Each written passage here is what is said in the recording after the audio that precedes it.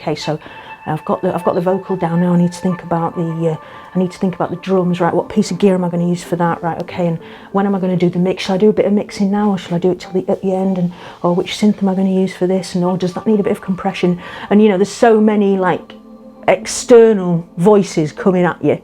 So instead of just here's my song, this is what I feel like writing about, write a few lyrics, this is my melody, it's all this da da da da da, have you done this, have you done that, what are you going to do next, where's it going to go from there? So I think that blocks your creativity a lot, and finding a way out of that has been just remarkably refreshing and exhilarating, really. My name's Sarah and I record under the name Centrik, and the styles of music that I enjoy making are the mellower side of dance music, so I quite like doing some deep house, some songs with vocals, a bit of a mixture really. I love my music, my music's it's like the air to me. I was at a point where I was quite frustrated because I'd got all this lovely gear and I really wanted to make some songs with it. And I used to spend my evenings just sort of twisting knobs and messing about and going, wow, this synth is awesome, but there's no track. So yeah, isn't it great when the filter goes wah, but where's my song? I felt frustrated. I sort of felt guilty because I'd bought all this stuff and I was in here like most evenings, like twiddling the knobs, and I felt guilty for my family because I was spending a lot of money, but also I felt guilty for myself that this is a waste of my creativity, really, in a way.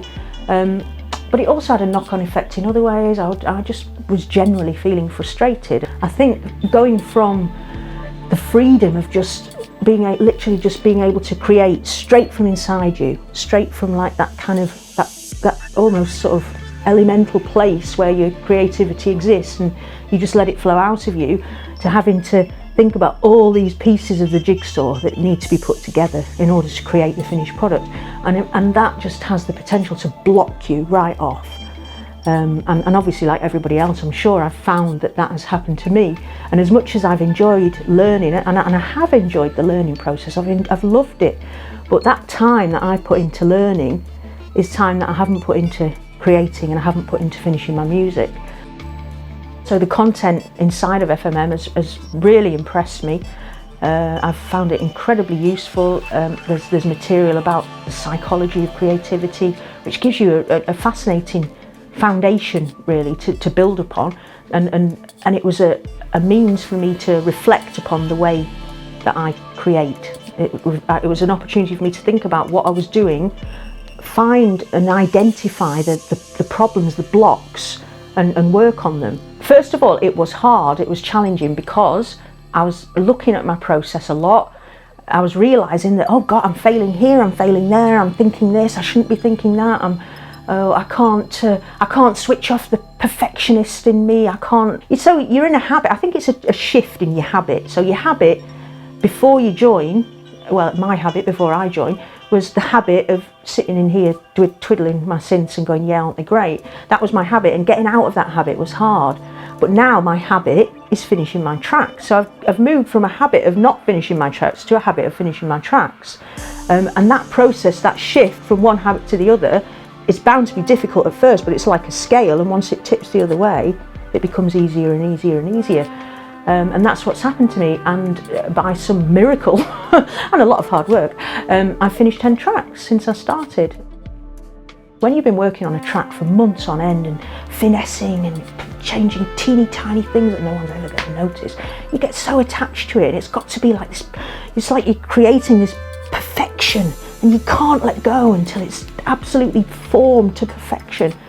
And that is very limiting and very stifling for a creative person, and learning to let go of that has been so freeing for me, because I don't think like that anymore. I don't get so attached. I think it's just a track, let's knock it out and let's carry on.